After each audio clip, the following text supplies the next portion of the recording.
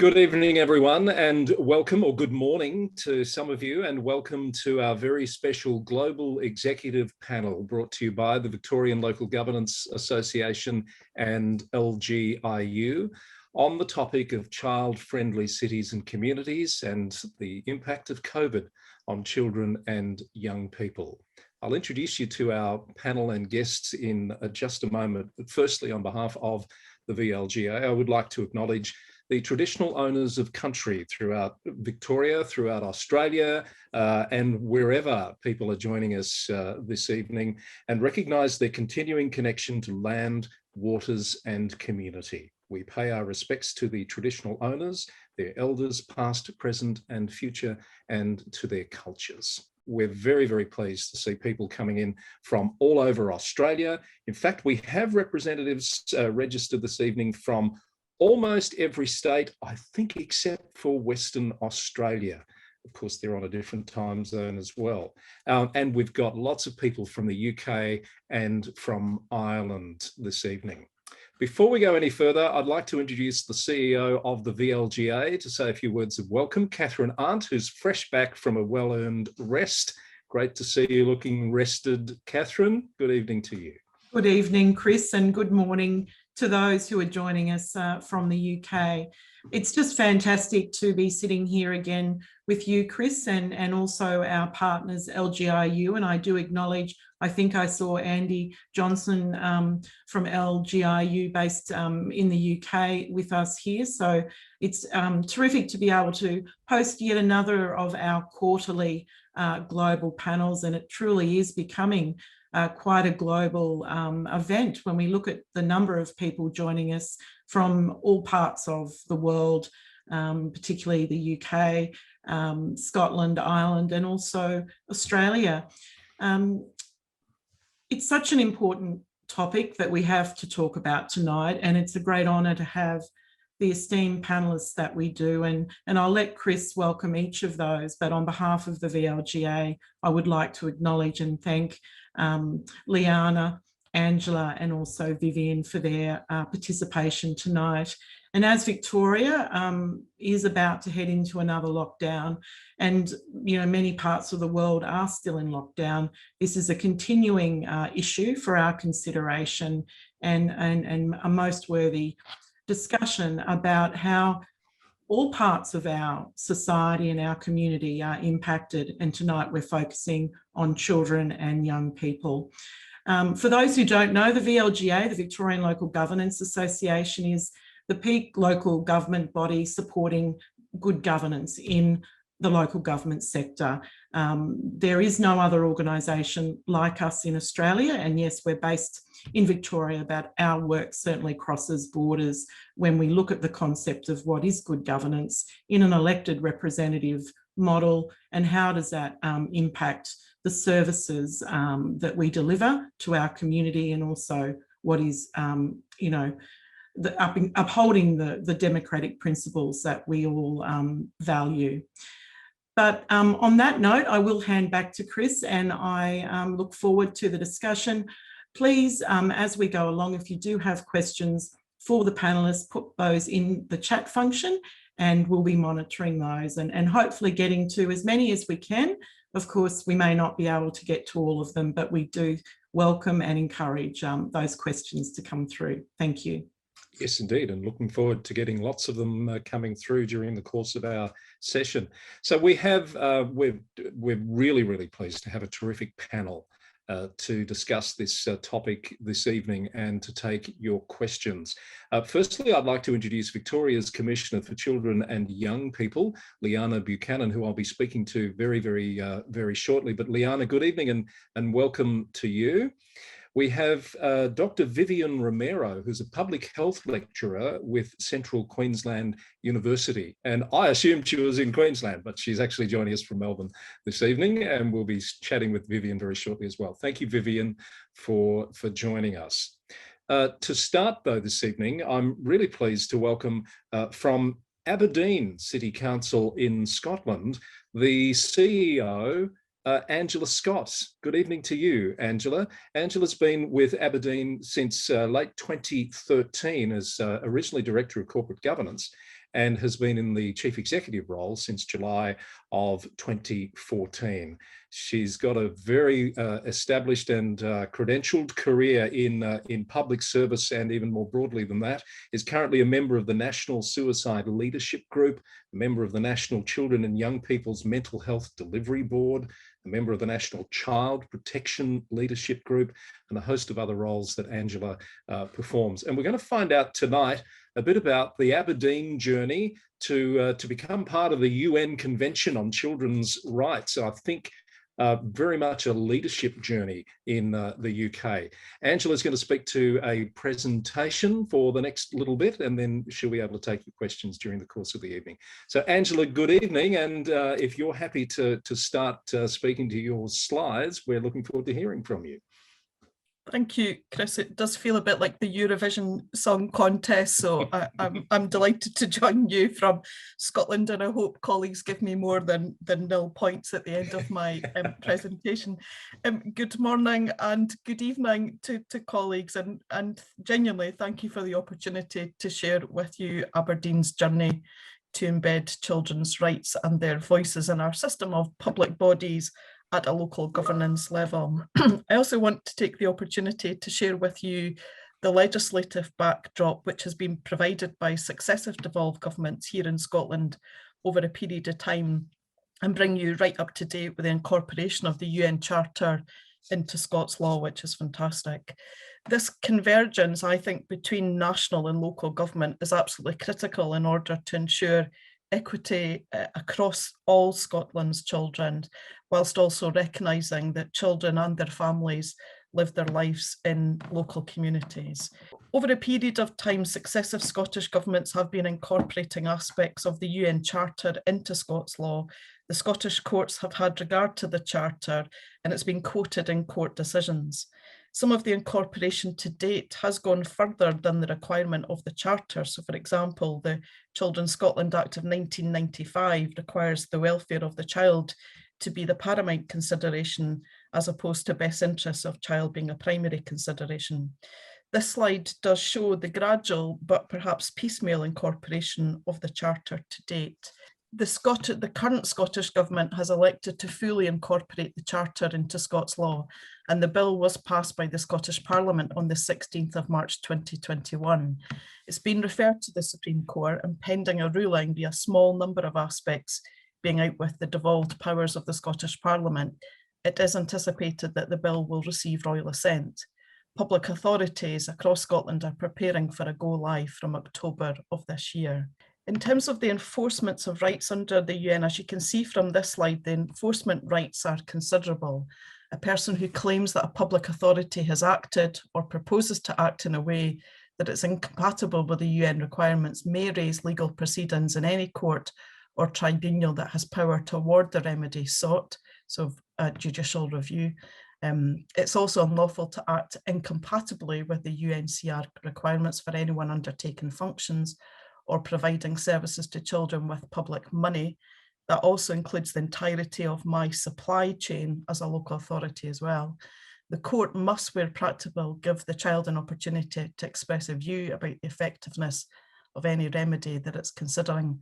And the court has the power to make a declaration that legislation is incompatible with the convention. So as you can see, quite considerable enforcement rights under this legislation. I didn't want to go through each one of these, but given Leanne's participation today, I just wanted to highlight the power which has been given to Scotland's Commissioner, Scotland's equivalent of Liana, Commissioner for Children and Young People, who will now have the power to bring or intervene in proceedings if determined that a public authority has acted in a way incompatible with the Act. As I said in the beginning, I think it's really important, the convergence between national and local government.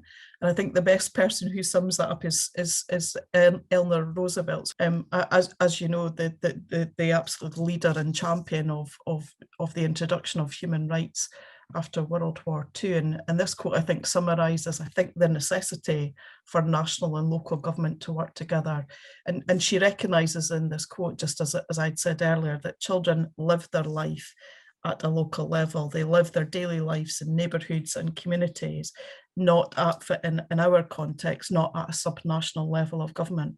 However, I do think that the legislative power, particularly for us in Scotland, of the national government and use of that legislative power, as you can see by the incorporation of the Charter into Scots law, will ensure an absolute equity of rights across all of Scotland's children, removing any prospect of a postcode lottery. But I do think it's vital that we have national government and local government coming together on this journey. So I wanted to just take a bit of time now to describe our journey here in Aberdeen, and the point at which we decided to pursue the accreditation as a set of multi-agency partners, and not just as a city council, and we may want to unpack that a bit in the Q&A, but that decision was the culmination of a significant journey that we had been on as a set of local leaders. That journey was centred on trying to arrive at a shared understanding of the needs of our local population, including children, and whether we could, as a collective set of public partners, coalesce around a set of outcomes which would express what shared success could look like for us. The prioritisation of place outcomes over institutional priorities, essentially using the place and the outcomes that we strive for to be our North Star, was a journey in my mind of understanding collective leadership versus institutional or organisational management. And as part of that journey, the development of trust within our personal relations as leaders of local government, NHS, police, fire, tertiary education, who have all signed up as part of this accreditation. That journey about developing trust has been critical. And why do I say that? I think it's because in my mind that trust has created for us an environment where we are jointly committing our organisations to the pursuit of 15 place outcomes, which includes the UNICEF accreditation. And it's created an environment of mutual accountability for the outcomes, not just the accountability of local government. These softer aspects of our leadership journey are difficult to adequately capture in a PowerPoint slide, and perhaps the panel Q&A will provide us with an opportunity to explore the leadership, which I think needs to sit behind the desire for UNICEF accreditation. So the Child Friendly Cities was a global initiative, and there was a 3-year pilot of the initiative in the UK called Child's Rights Partners. And the child rights-based approach brings together 7 principles based on the UNCR and general human rights. Each principle is significant and valuable in and of itself, but it's only when they're used together that we can say a rights-based approach has been taken. In Aberdeen City Council, we had adopted the UN Rights Respecting School programme, and we've got about 77% of our schools are participating, and our local health board colleagues had adopted the Baby Friendly initiative. So the Child's Right Partner programme was perhaps the next logical step for us. Remembering, of course, though, that the UNCR had not been incorporated into Scots law at that point that we were deciding as a local system to seek the accreditation. Given the breadth of children's rights as set out in the UNCR, as well as the wide range of responsibilities of not just the local authority, but of our partners, the Child Friendly programme employs a badge framework which allows councils and its partners to focus on defined areas of work during their partnership with UNICEF. As I said, the programme is underpinned by a range of badges, and there are 3 foundational badges that you must work towards, and these are yellow in the image, and 3 thematic badges that are chosen from a choice of 10. The thematic badges are heavily influenced by the views of children during the discovery phase, so in total you're working towards 6 badges.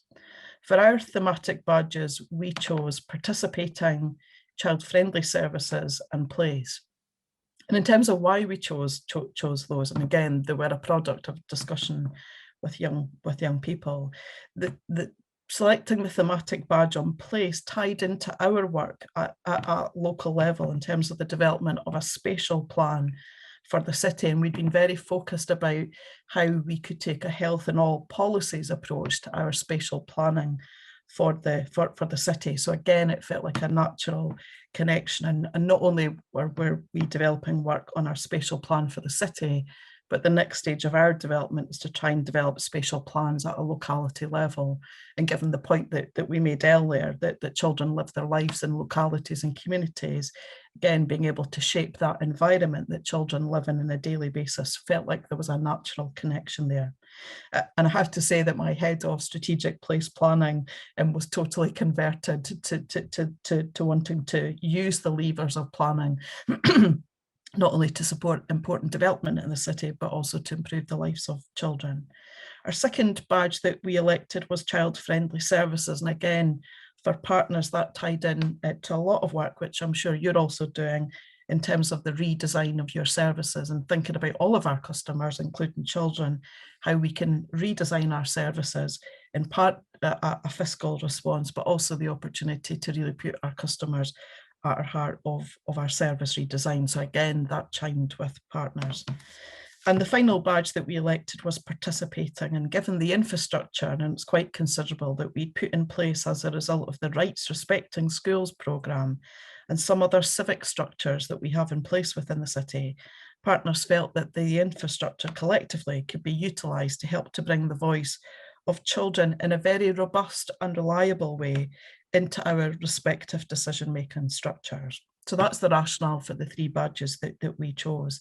Some of the other badges, actually, we felt like we had been making really solid progress, and we wanted to take the opportunity of the accreditation to focus on the areas where we thought that we needed more work to do. Following all of that work, an action plan was created and agreed, which identifies the specific outcomes and activity that will enable us to progress with these areas. So there's a very clear journey in terms of working towards the accreditation, and just starting on the bottom right-hand side of this slide. What you see is what's referenced to as the discovery phase, again, in dialogue with young people and children. You have a discussion and a debate about what your badges could look like and the priorities for that. And as I said, we were able to use extensively the rights respecting infrastructure to make sure that we had the voice of children. So we had that advantage before we started this process. From the discovery phase, then you move to the development stage, which is the development of your action plan. And from your action plan, then you go into to progress your delivery, which broadly can take anywhere between 2 to 4 years. And then you move to your recognition, where there's an independent panel of experts that assess the partnership's progress and decide whether you achieve that accreditation. In a political environment, and I know that you'll recognise this, it's really important that once you achieve an accreditation of this nature, that you can never lose that accreditation. So the robustness of the process in advance of the recognition and the importance of being able to sustain the accreditation is a key factor to consider if you consider yourself trying to progress the accreditation. So this slide just says a wee bit more around the discovery and again what's required to be in place. Inevitably, in working with children, UNICEF are concerned around making sure that all the safeguarding arrangements are in place. And I think for us in the UK, with really strong, as I'm sure you are the same in Australia, very strong processes, practices in place around safeguarding children. So that for us, that was a relatively straightforward process to be able to demonstrate that aspect of it. And again, we found the second aspect in terms of the baseline, being able to demonstrate already how we had been accessing children's voice and so on. We actually had quite a strong baseline. And again, I would accredit that to the work that we've been doing as a system on the rights respecting school. And then, of course, the final part of the discovery is the communication plan. And again, just articulating how you're going to work together. Probably fair to say that, I mean, I think, and again, colleagues from UK will correct me, I think in total across the UK, there are 4 or 5 cities that are trying to progress the accreditation. So it's fair to say that I think across the 4 or 5 of us that we are being kind of pilots of what's been a global programme, which was largely focusing on developing countries. And I think in a developed context where the systems, the policies, the practice are very, very strong. I think there's been quite considerable learning for UNICEF in these partnerships, just around actually how much of this stage, the discovery phase, could potentially be more accelerated in the context of more developed countries. So again, just saying a wee bit more around the discovery, and they're very clear about the necessity for governance and a decision-making structure. Within Scotland, legislation requires us to have a structure called the Community Planning Partnership. Law requires the local authority to initiate and facilitate that community planning partnership. So my council leader actually chairs our planning partnership, and a whole range of bodies are identified in statute who are required to participate in the community planning partnership. So we asked the community planning partnership to collectively agree to work towards the accreditation, and the community planning partnership and its subgroup, the Integrated Children's Services Partnership Board, acts as our formal governance around the accreditation. So again, with some real strength to underpin that requirement. And again, just on that left-hand side, the requirement for youth participation and engagement. And again, I think we had a really good spectrum of structures that we were able to utilise. Okay, so this is the development of the action plan. And again, I think that our council leader was particularly interested in this action plan to make sure that what we were committing to we could all deliver, and thereafter the accreditation, that we would be able to sustain all of these actions. And that's important to bear in mind around life post your accreditation. So again, a kind of number of stages to work through in the development of the action plan. So this is largely where we're at now. We've been implementing the action plan. We continue to engage with UNICEF. Very helpfully, they're facilitating the 4 or 5 systems coming together. Newcastle is one of those. And so again, there's lots of learning exchange opportunity, and that's really interesting for us in the UK, because some of our national strategies and policies are very different north and south of the border. So we're gaining a lot through that facilitation from UNICEF. There is a rigorous requirement to submit your reporting on the progress that you're making. So we have to submit a 6-monthly report. Again, you've got to evidence the ongoing participation of children in that process. So the orange line is largely where we're at, and obviously things have been a bit impacted by COVID over the last 15 months, but we're making good progress. So ultimately you're seeking the accreditation.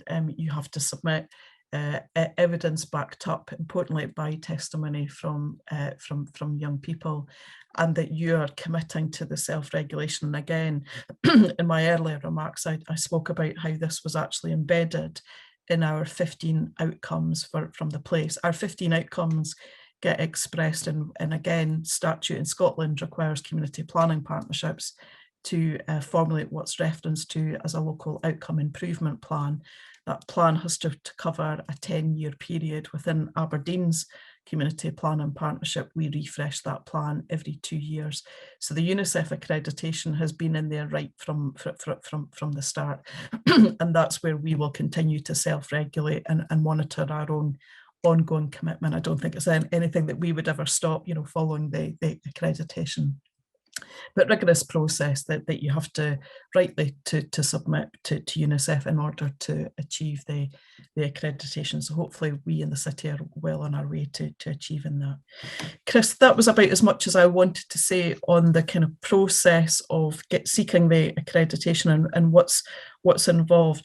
I did want to just kind of underscore that point about the leadership that needs to sit behind all of this, and would welcome colleagues if they want to pick any of those points up through the Q&A. But with that, Chris, I'll hand back to yourself.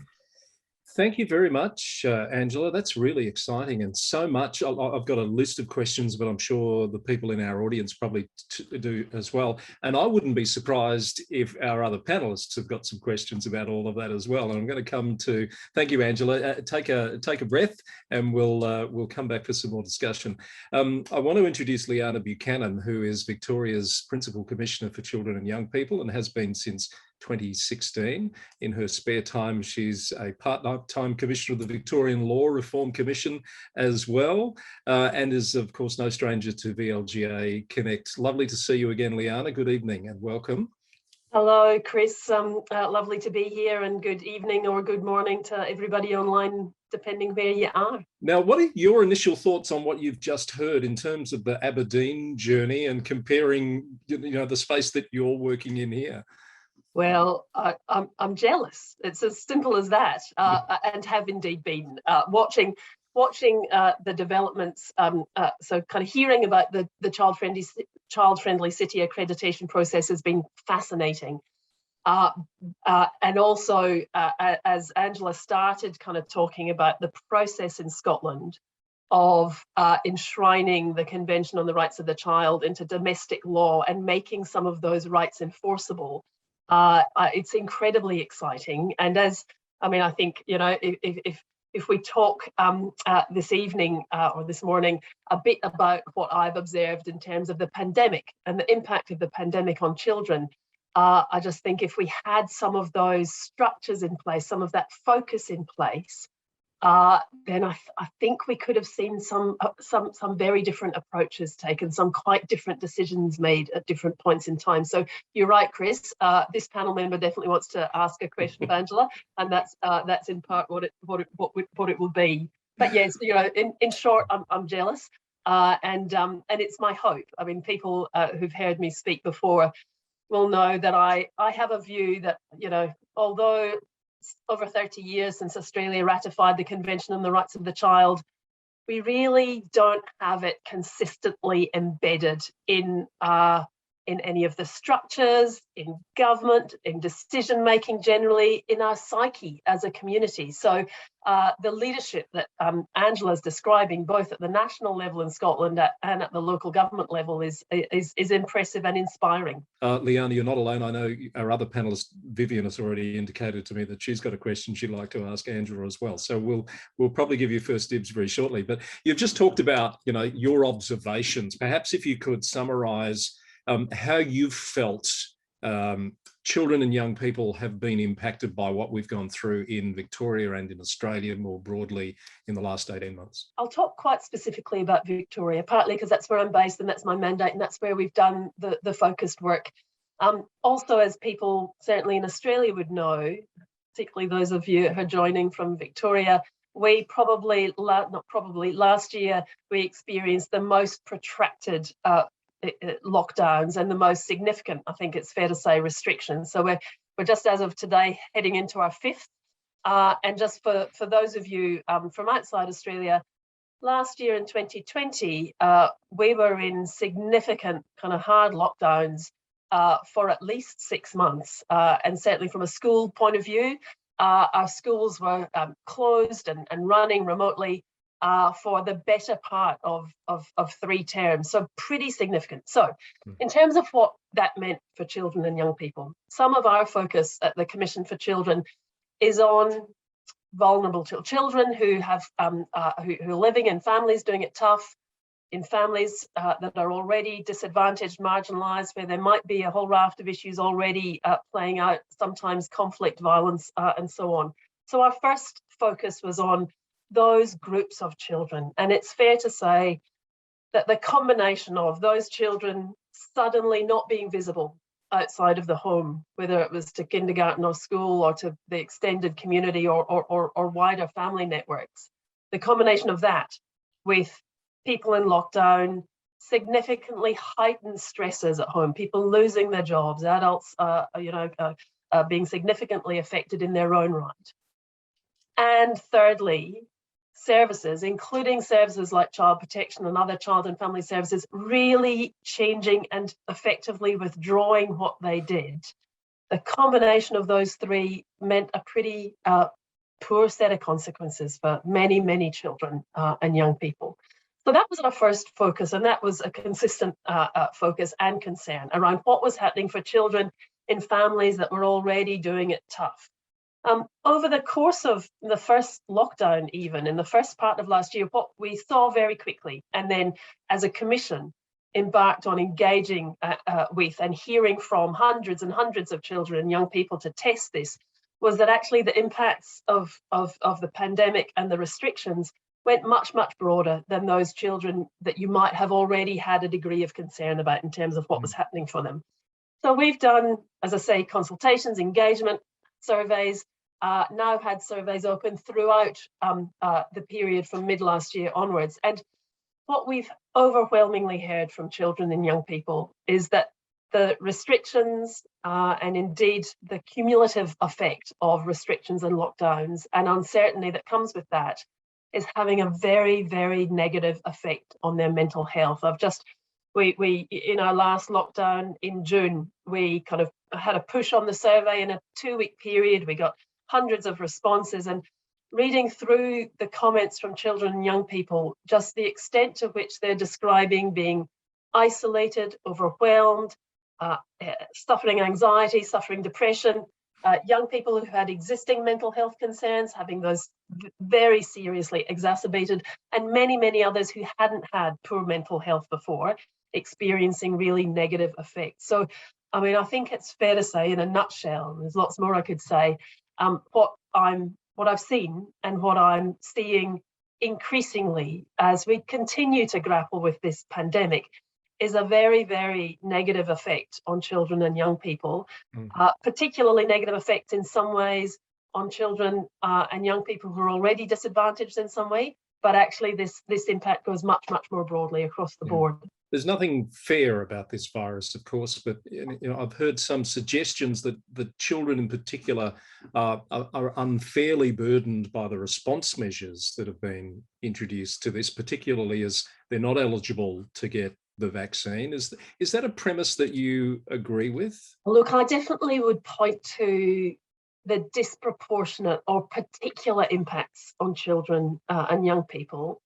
And the unfairness part comes through actually from children and young people themselves. They say, hold on a minute, we are suffering in all of these ways. Our education is suffering, our mental health is suffering, the prospects of us going forward is being impacted. Our future is suddenly much, much less certain. And they recognise that some of that is about the pandemic and is no one's fault. But what they point to is that they don't have a say. They have no power. Not even any influence is their sense over the major decisions that are being made about how things are being handled and about the major impacts that then flow to them. So I think there's two parts to that, Chris, for me. One is the need for us to pay particular attention to the impact on children and young people and recognise that actually when you're looking at isolating people, disrupting children's connection, cutting them off from a whole range of services, schools being the obvious one, but many, many more, the impact of that can be incredibly severe and possibly more severe than the impact on adults. And then separately, you have this sense from children that, it's not fair because we are suffering and we're suffering in particular ways, and yet we have no say over it. As we move in Melbourne, lockdown 5, and more broadly Victoria in lockdown 5, do you think the priorities now with that children and young people lens is any different now than it was last year? Like, have things become more stark in any particular way in your view? I think the priorities for children are changing. If I look back at the responses that we were getting when we were engaging with children and young people before the pandemic, and then in the early days of the pandemic, what we're hearing more and more strongly, if I look at the last survey analysis that we did, children and young people are talking much more strongly about the need to try and keep schools open or keep more schools open if they can. And that's something, a year and a half ago, we wouldn't really have imagined hearing in many ways from children and young people. And as I say, it's grown. The strength of that has really grown in recent months. And with that last lockdown, 2-week lockdown that we had in particular, it really seemed to have brought back for many children and young people, as it did for adults, some of the hardest aspects of last year. More broadly, do I think the collective we, the decision makers, are changing the prioritization for children? I think it's very gradual. And I think, to be fair, to try and be fair, we are still all, government by government, decision maker by decision maker, trying to make the best decisions possible to manage the pandemic, to, in Victoria's case, contain the spread and come back to zero community transmission. All of that is very, very important. What I've struggled with is that I think it's taken us a long time. If I look at last year, for example, it took until towards the end of the year for us to actually pull out the research about how much children transmit the virus, how much risks there really are in a school setting. And I know some of that's changed with the new variants of the virus, but it took us until October to kind of really focus on, do we need to close schools in a blanket way?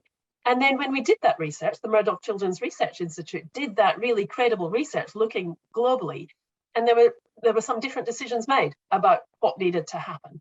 So what I'd like to see is us having a much more consistent approach to whatever decisions we're making, to kind of factoring children into that decision-making process. And I have to say, whether I'm thinking about the approach taken by child protection, particularly in the early days of the pandemic, or the approach to school closures, or a whole raft of other decisions, I just haven't seen children and the impact on children and young people high enough, not anywhere near high enough in the priority kind of list of what matters. I might give you a moment to take a breath there, Liana. I do have more questions for you, and more importantly, there's some coming for you in the chat as well, which we'll get to very shortly. But I do need to bring in our third panel member to introduce and say a few words about her work. It's Dr. Vivian Romero, a public health lecturer with Central Queensland University. Vivian, thank you for being patient and welcome to the discussion. Yes, thank you. Thank you. I'm honored to be part of this panel. Could you tell us a bit about the research that you've been doing around COVID and the impact, particularly on children's movement patterns, I think, is that correct? I'm just going to do just a little bit of background to give the context for why I researched what I did. As all of you know, the World Health Organization recommends that children and young people between the ages of 5 to 17 should do at least about 60 minutes per day of moderate to vigorous exercise. So opportunities for physical activity generally occur through active transport to and from school, school recess, physical education, organized sports, and active play. In fact, studies have shown that walking and playing away from home can contribute to physical activity. And here in Australia, and my shameless plug, my focus has been on exploring this notion of active play as a means to contribute to children's healthy development, as well as adhering to Article 31 of the UN Convention of the Rights of the Child, which recognizes children's rights to play and encourages the provision of appropriate and equal opportunities for cultural, artistic, recreational, leisure activity. But as you know, Corona, yeah. The preventative measures to flatten the curve, work, retail, school, park closures, stay-at-home orders. Basically, these measures restricted children and young people's opportunities to be physically active and have this active movement. So COVID stirred up the academics among us working from home to go figure what's going on and how did this affect physical activity. And Lisa Olive from Deakin University and colleagues analyzed data during the early stages of COVID-19 social restrictions and compared it to Australian pre-pandemic national data. And this is preprint, cutting edge stuff.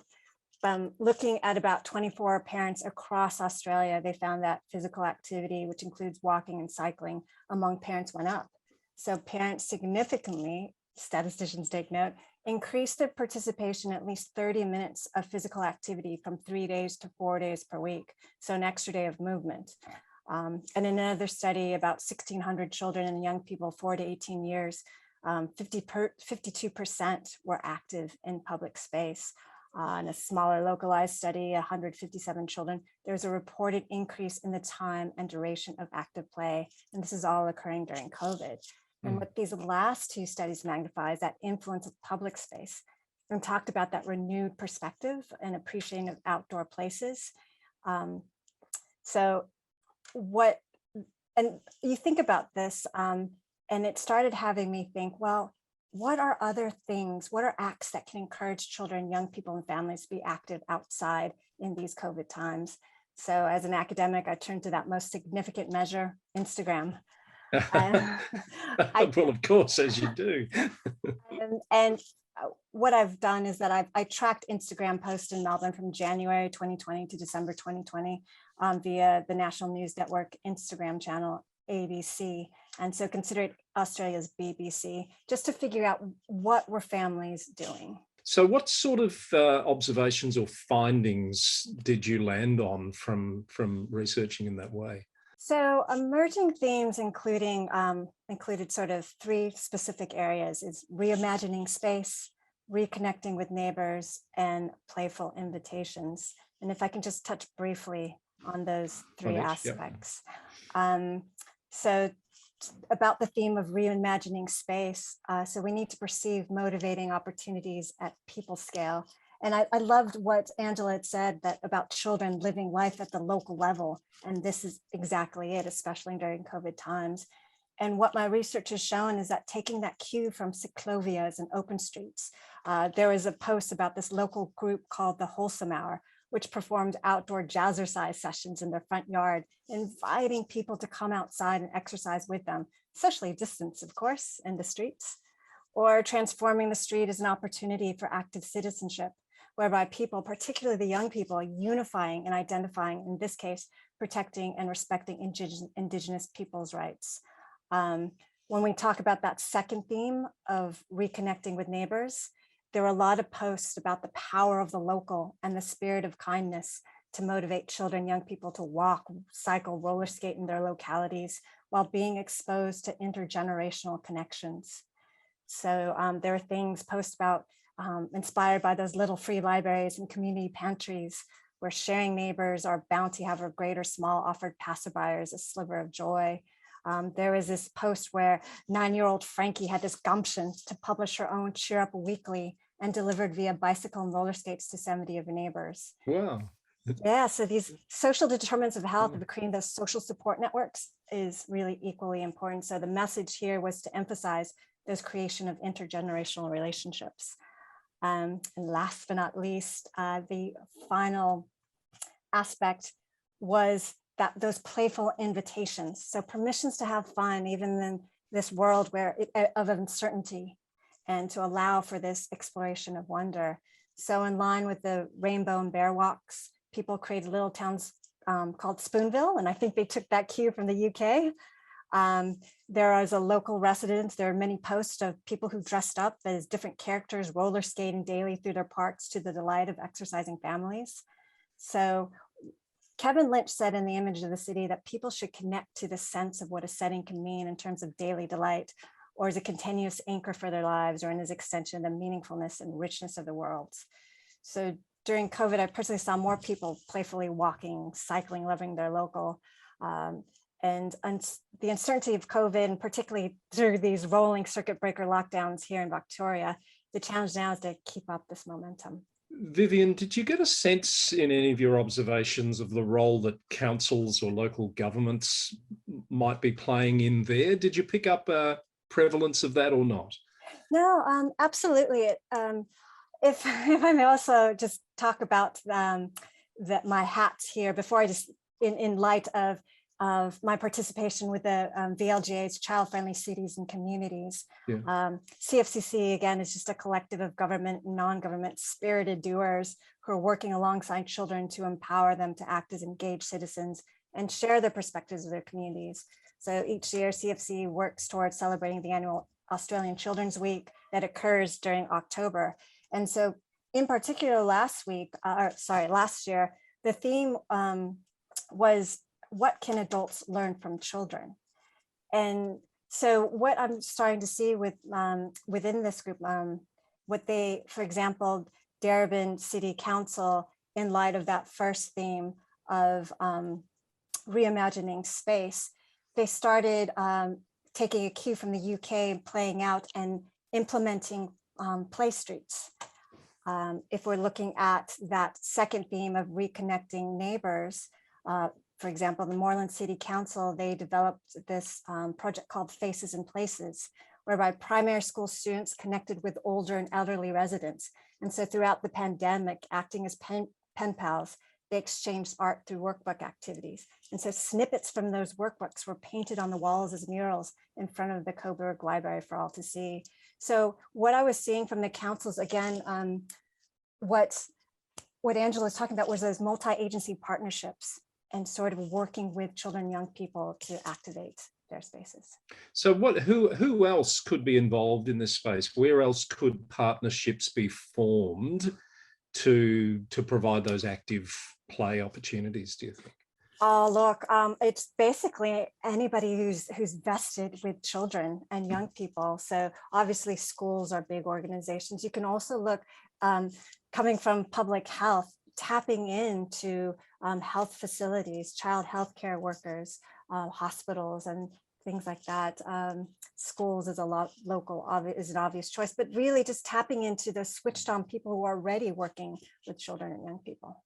Catherine has rightly pointed out in the chat that Sharon Prinzi is with us today, the chair of the Child Friendly Cities and Communities Network, and we've had a chat with Sharon on VLGA Connect in the past as well, so great to have her here.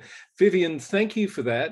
There's a couple more questions here, but I do want to make sure that we get in our audience questions, and I'm going to bring in Catherine, who's been monitoring the chat, and I think we've got a few, Catherine, have we not? We have, Chris. I'm just wondering where to start. But look, just before I do go to the questions, I think it's quite interesting hearing the story that Angela described and some of the similar governance structures that we have available here in local government to perhaps pick up those initiatives that you described as part of your accreditation process. So I guess if we start with Angela, one of the questions that have come in is what did you find the most difficult aspect of the journey for you, for council going through that process? I think that it would have been very easy for the City Council to have just sought the accreditation, and given the volume of activity we do in the space, you know, my view is that we have engagement with children from the age of 3 up to the age of 18. So from the whole system point of view, there's a lot of interface naturally between councils and children. And so I think that it would have been very, very easy for the accreditation to simply be in the City Council. To move from that to the partnership discussion, I'm struggling to describe what was difficult, and I think that's because the reality, Catherine, is that my police commander, and he's retired now, was the biggest champion of children that I've ever come across, and there was never any doubt about whether Police Scotland for us and the local commander and division, there was never any debate around whether he would bring his organisation into this journey. I think that, you know, you could argue that that was quite a unique position, and, you know, I think for Police Scotland, you know, the Chief Constable would describe that they take a public health-led approach to policing. But I think that was a bold decision, and I think that had then a domino effect. So when we might have found it difficult to have persuaded other partners, I think that the uniqueness of Police Scotland taking such a position made the journey easier. So in that sense, there was no barrier to get the partnership. I think it was just, again, the political bit around saying to council leader, let's make this a partnership, not just a city council. And so, you know, if there's a credit to be achieved, let's share that together. But again, we didn't find that particularly difficult. I'm struggling to identify anything that was difficult. That probably the fundamentals, just never enough hours in the day to do everything you want to do, and to make sure that it wasn't just another pilot and initiative. So I think we were really focused on making sure that this would be embedded, and that there would then therefore be no risk of never achieving the accreditation going forward. So getting it embedded, and so I think initially we started as if it was an initiative, and I think that we felt that that was quite shallow. I think then we all took stock and said, let's get this, you know, so I think we took a bit of time to reset it and then to make sure it was embedded. But probably the fundamental, like yourselves, never enough time, never enough resource. You could always have more time, you could always have more money. But I think we've just taken the view that we would kind of crack on with it. So I don't want that answer to sound as if this has been an easy journey. But I think that, again, I come back to the journey of trust. I think made what might have been some institutional barriers. They weren't in they just weren't there for us. So sorry, I haven't answered that in a negative, but I just think there were that spirit of leadership, trust, commitment has just meant we've moved, and the challenge has been more around saying, let's make sure this is embedded rather than kind of one-off. Catherine, I hope that answers the question. Look, I think it does, absolutely, Angela, and I think what you've described, that could be a challenge. And even if we look at the Victorian model, where we do have a state government as well as what you refer to as a national government, we I guess, where the importance of local government and those state-based agencies and stakeholders being able to work together and being on the same page in order to make any child-friendly initiatives really work. And I think what you've described is the importance of those stakeholders all being, you know, aligned on that journey. We do have a question from Councillor Seema Abdullah, who's from Shepparton, and she's asking you to give us an example of evidence backed up by testimony from children interested. Well, I guess what she's saying is that she'd be really interested to hear you talk about groups that you had and their input. Are you able to talk a little bit more about that? Happy to. I mean, one example I would quote, again, through the rights respecting schools, council leader and myself were out visiting a school, and we were getting to see all the work they'd been doing around the school garden and so on. And just, you know, as kids do, this kind of sweet 6-year-old boy said to the council leader, you know, why do we have straws in all of our juice? It's just not good for the environment. And so, you know, out of the mouths of Babe. So the council leader said, well, I think we should follow this up, and why don't you come to the council chamber and let's have the conversation. And we've got 45 councillors. And so the little boy and the school formally wrote to the council, asking the council to reconsider its use of plastic straws. And these young folk came to the council chamber, and I'm sure your chambers are as dynamic as our chamber are, but you know, there was just a silence for these young children in the chamber, and they made a pretty impactful case for council to make the decision to remove the use of plastic straws right across. So we, as part of the evidence, so we had a normal report written by council officers, but as part of that we had the letter from the young children, and we had their attendance in the chamber, and council proceeded to make the decision to then therefore remove the use of straws. So I give that as way of an example around, I guess, the type of evidence. So, you know, the evidence was a visit from council leader and myself, that conversation leading to a letter that the young people wrote, then led to the committee report decision, and on video the recording of the young people there.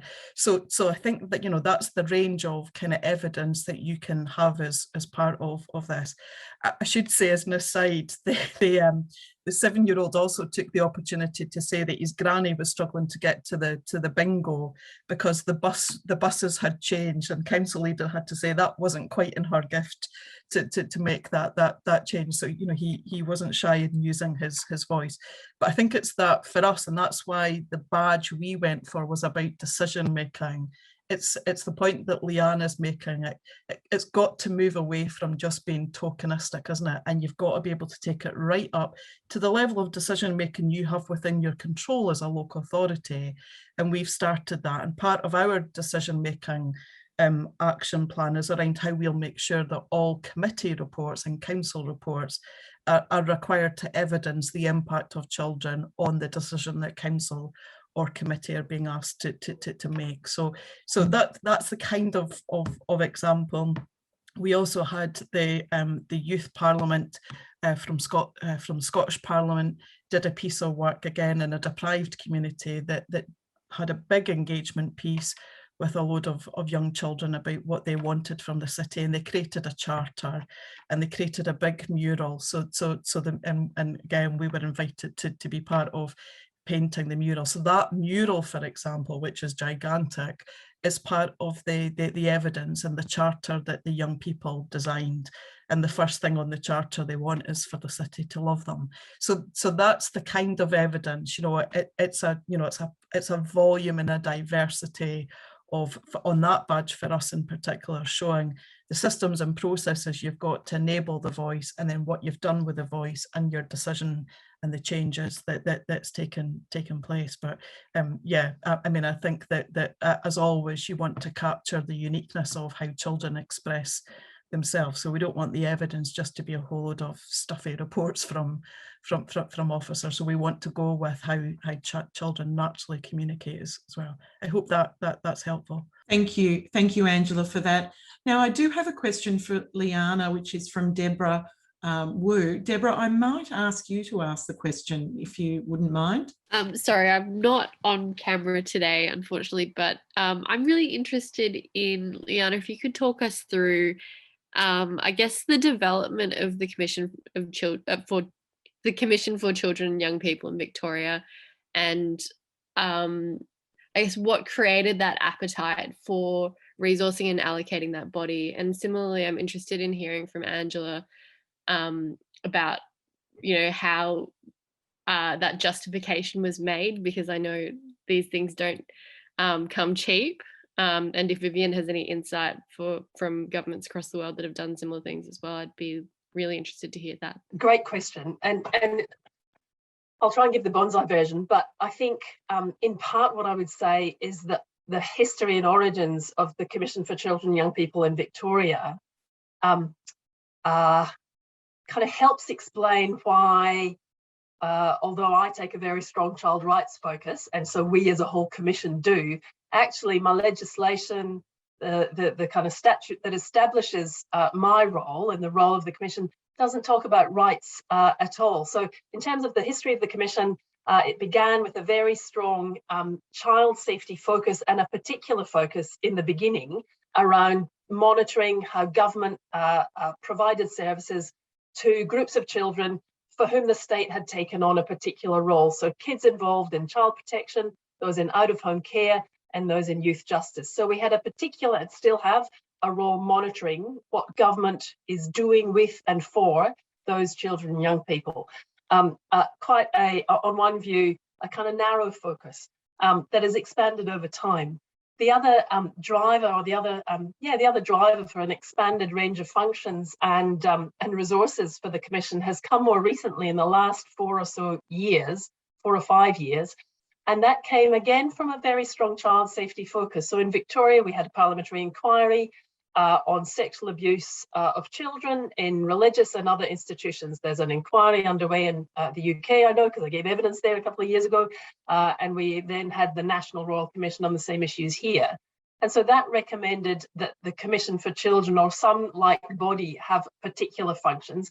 And as lots of the people who are certainly from local government in Victoria will know, we now play a role administering what are called child safe standards that really are about making sure all organisations that work with children have a very strong range of policies and systems and processes to prevent harm to children, but that also, importantly for me, have strategies to empower children and make sure they can participate. So we're starting to get some kind of rights-based framing in there. So those two kind of drivers were really what brought the Commission into being, and then has given us additional resourcing over time. when we look at then COVID, for example, and the impact of COVID and decisions of all levels of government about COVID and services in response to COVID, what we see is actually the impacts are much broader. They're much broader than just kids in out-of-home care. They're much broader than the approach that a church will take to keeping children safe there. And we have some capacity as a commission to have that broad mandate, but we're not necessarily resourced to do it. And we don't have the kind of strong legislative framework that we've heard about from Angela. So that's a good segue to you, Angela, maybe for you to kind of talk about some of the history and some of how that focus came about in Scotland. I mean, I'll maybe just focus on local government and I guess our perspective around why we've got into this space in particular. And I think that there's a there's a uniqueness to Aberdeen economy in terms of an oil kind of capital, and an impression that the city streets are paved of gold. And I guess what we all now know in the modern time is that prosperous economies don't benefit everybody. And so when you looked at the history of Aberdeen, despite sort of significant prosperity, there were still families and children who were not gaining from all of that. And I think that made the city kind of look at the reality of its kind of economics, and that we had quite extremes. And some of the research shows that Aberdeen would have some extreme trends in the way that London does as well. So I think that economic narrative of the city heightened those extremes, and I guess some of the really poor outcomes, and in particular some of our attainment outcomes for children, because there was a pipeline of employment through oil and gas. Bizarrely, levels of attainment in the city historically have actually been kind of really low, and we all know that best start of life comes from having a fundamentally sort of strong education. So I think the economics, Chris, of Aberdeen has brought a focus to how all children haven't been gaining in the history, and I think that that's been front and centre of our political leaders, particularly our present leader, since her tenure, about making sure that all children could gain. And I think that's why there was a strong desire to make sure that we were progressing this agenda, not just as a local authority, but that we were doing it with partners as well. And I guess again, there's a fiscal reality for us, and I think a maturity around saying let's not have unintended consequences on services that are going to support children. And I know that in the chart, folk have been comparing and contrasting your duties in terms of children and adults. And of course, we're trying to square all of those things off. But from a preventative point of view, we fundamentally know that, if we can get upstream and focus on good outcomes for children, then that's going to serve not only those children and their families well, but it's going to serve the city well as well. So I guess there's been an economic push or an economic reality from the city's history. What we find as we've gone into COVID, that it's coincided again. I know that all cities are coping with the transition to net zero, but we've got an economy that historically has been based on fossil fuel. So not only do we have to transition our place environmentally, we've got to transition our economy as well. And again, we've got some pretty dire statistics that have been coming out about our level of unemployment notices that are taking place as part of that economic transition as well. So I guess that's been a real reality around the need to protect children. And I think that's kind of driven us at a local level. Chris, I'm not sure if I've answered the No, that's question. good. Thank you. I'm mindful of time. Believe it or not, we're running out of time. This has just flown. I did promise Vivian an opportunity to ask you a question, Angela, and I wonder, Vivian, if that question had been answered yet, or you'd like to pose that of Angela. The Scottish government is one of several governments that's advocating Article 31, the rights to play, through its governmental manifesto and strategy for play. So I just wanted to know how is Aberdeen promoting this? And you're absolutely right. The Scottish Government launched a national play strategy, and on the back of that as a local system, we then developed our own city play strategy and a programme, a 3-year programme, which we have implemented and delivered, which has been great. That programme's included a range of things, Vivian, so play in schools, play out of school, in clubs, communities, large-scale spring and summer play programmes in local neighbourhoods, play parks. Again, we've invested significantly. We're all really pleased that we created a Woodlands Explorer play scheme, particularly for children with additional support needs. We focused on play sessions with children that were living on our Gypsy Traveller community as well. Again, under Scottish Government, there's been a big expansion of early learning and childcare across Scotland. As part of that, we're opening 2 outdoor nurseries, and given Scottish weather, in particular Aberdeen weather, we're taking a bit of a gamble with that. But again, it's continuing the commitment to learning through play and doing that through outdoor spaces as well. So we're at a point, Vivian, where we've delivered our programme and we've incorporated all of that into BAU. We continue to deliver on the early years commitment. Through COVID, there's been a big, again, over the summer period, there's a big kind of programme of Summer of Fun, which lovely, from a really lovely perspective. We did big engagement with children about what they wanted over the summer. Of course, great, they all said they didn't want any technology. They wanted to just be out running about. So we've had a really big programme. Inevitably, it's been affected by COVID because we're having some isolation that's going on, but there's been a big programme that's run, £500,000 that's been invested in that. But we would ordinarily, Vivian, run kind of big programmes over the summer holidays and free school meals over the summer holidays, because again, we know that the cost of summer holidays is not cheap for a family. So we've been doing that for a number of years. So play is really central to all of this. And again, I think like I'm sure all of you, we're just thinking in a post-pandemic world, where are going to be the ongoing deficits? And just building up Leanne's point, particularly for us, what our data is revealing is that the speech ability, the language and speech ability of children, in particular young children, and also what we've picked up as children that are in single parent families. So we're trying to identify those deficits that have been created and think about what will be required post-pandemic. And I certainly think play, children are going to need to be compensated for what's been stolen from their childhood. So post the summer programme, which has been huge to get up and running, I think we will reflect on what our play agenda is going forward. But there's been a considerable investment. Again, happy to share the details of the programme if any colleagues were interested. Catherine, do we have time for 1 or 2 more questions perhaps before we wrap up? I think we've got time for another question, and this relates to what Angela was just talking about, and also Vivian's discussion about the importance of play. And a question's come in from one of the audience about those members of the community, those children in the community and young people who were already vulnerable prior to COVID, and have we ensured that we've captured them, in the responses and the initiatives, and whether, Vivian, you've seen any particular evidence of how jurisdictions have not only identified those children more vulnerable as a result of COVID, but made sure that those already identified as vulnerable have been, picked up and looked after. I just could speak generally that COVID has highlighted the inequities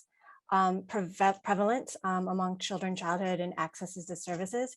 But if I can handball it to Liana, because I think she has a better grasp of that concept. Thanks, Vivian, and I agree. In fact, I think the pandemic, and I'm sure this is not just a Victorian or Australian experience, hasn't just highlighted inequality; it's absolutely widened it. No question at all. When we talk to children and young people about how they were experiencing things last year, lots were struggling with school, for example, but it was children and young people in crowded families and families that didn't have access to IT, or even if they got the laptop from the school. Their parents didn't know how to help them to use it.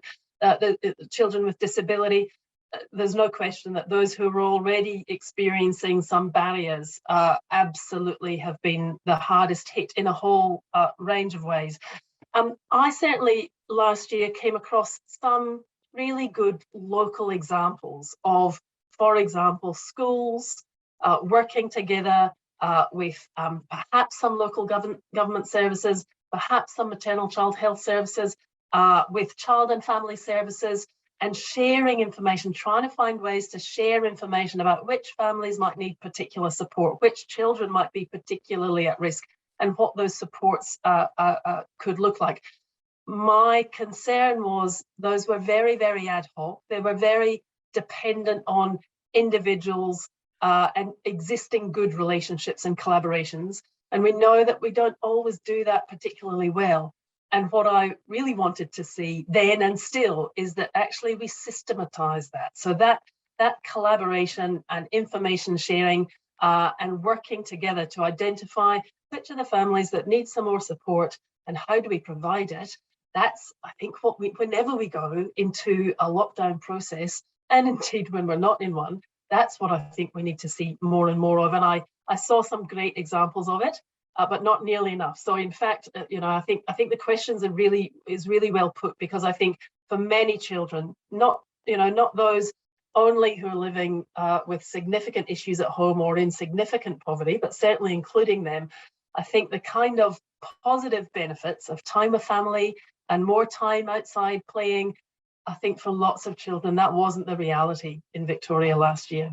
Thank you, Liana. I think we're going to have to call it a day there, as we're getting into the evening here in Australia and we're cutting into the workday in the UK and Ireland.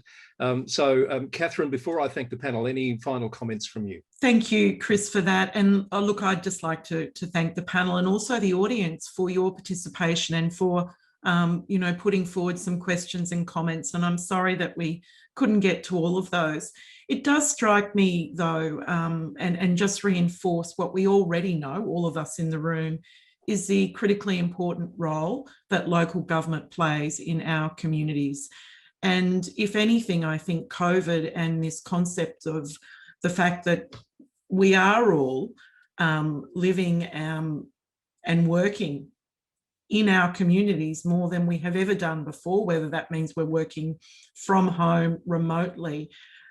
Perhaps it's almost an opportunity for the local government sector to rethink the way it has been looking at its municipal community health and wellbeing planning process, its inclusion and diversity processes, its planning processes, because if this pandemic continues, and then the communities need to have within them those structures that Liana has spoken about.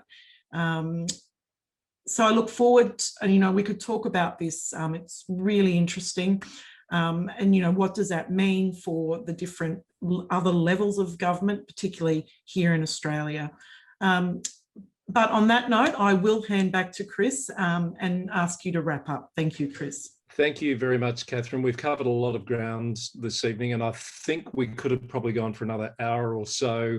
I certainly didn't get through the list of questions I had, but we certainly were able to get in some of the audience questions, which was great. Now, some are asking about access to a recording. Yes, there will be a recording of this session made available. There's quite a few people who registered that couldn't join us live that do that deliberately to be able to see the recording back. So all registrants will receive a link to that once it's ready in a day or so. So that just leaves me to thank, in order, Angela Scott, CEO of Aberdeen City Council. That's been fabulous. You've put some work into thinking about what to present tonight, Angela, and we really appreciate it. Thank you very much. It was great to meet you. Thank you, Chris. And I will, I noticed in the chat some folk asking for a bit more information, so I'll send them through to you and you can share them with colleagues. But thank you for the opportunity to join you. Thank you very much. Really enjoyed it. Liana Buchanan, great to see you again, and thank you for sharing your insights with us, the Commissioner for Children and Young People in Victoria, and we hope to see you again soon. I'm sure you will, and thanks, Chris, Catherine, and others for the focus on children. Appreciate it. And Dr. Vivian Romero from Central Queensland University for sharing your work with us as well. And I'm sure people found that very interesting, and there would be opportunities to catch up with the work that you're doing too, I'm sure, Vivian. Thank you all, and go out and be safe. Indeed. And to Catherine and the VLGA team, thank you all for your support for the event. And that just leaves me to thank the audience, most of whom stayed for the whole thing this evening, which I think is always a good sign that the topic is resonating. So thank you all. We look forward to seeing you again for another global panel session very soon. Thank you to LGIU for their involvement in this session, as well as the VLGA. Good night to everyone in Australia, and have a great day in the UK and Ireland. Bye for now.